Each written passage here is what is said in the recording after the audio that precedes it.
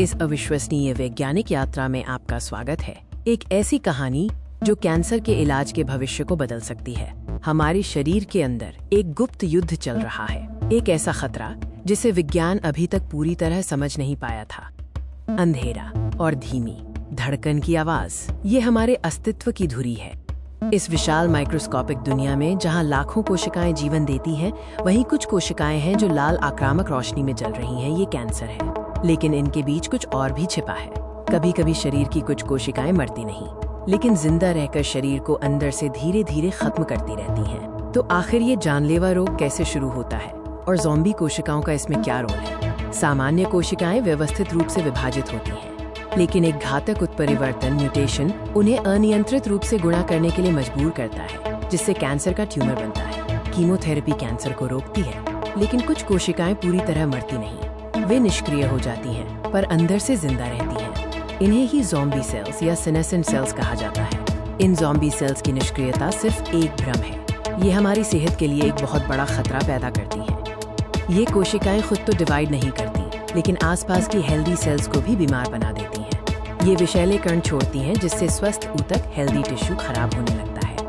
वैज्ञानिक मानते हैं कि यही ज़ॉम्बी सेल्स उम्र बढ़ने एजिंग की प्रक्रिया को भी तेज करती हैं। ये हमारे अंगों को कमजोर कर देती हैं, जिससे शरीर धीरे धीरे ढलने लगता है। लेकिन वैज्ञानिकों ने हार नहीं मानी। इस छिपी हुई समस्या का हल खोजने के लिए वे एक उन्नत प्रयोगशाला में दिन रात काम कर रहे थे। शोधकर्ताओं ने खोजा कि ये ज़ॉम्बी सेल्स एक खास प्रोटीन जिसे GPX4 कहा जाता है, उसकी मदद से बचती हैं। ये उनका जीवन रक्षक कवच है। ये GPX4 प्रोटीन ज़ॉम्बी सेल्स को आंतरिक हमलों से बचाता है, उन्हें नष्ट होने से रोकता है और उन्हें हमारे शरीर में बने रहने की अनुमति देता है।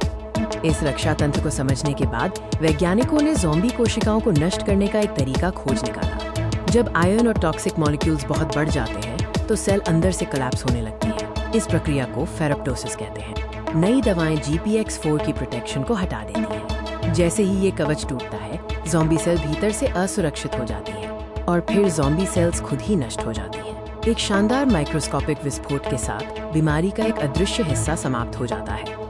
ये खोज सिर्फ विज्ञान की प्रगति नहीं है, ये लाखों लोगों के लिए आशा की एक नई किरण है। माउस एक्सपेरिमेंट्स में कैंसर ट्यूमर का आकार कम हुआ और उनके जीवन दर सर्वाइवल रेट में भी महत्वपूर्ण वृद्धि हुई। ये प्रमाण है कि हम सही दिशा में हैं।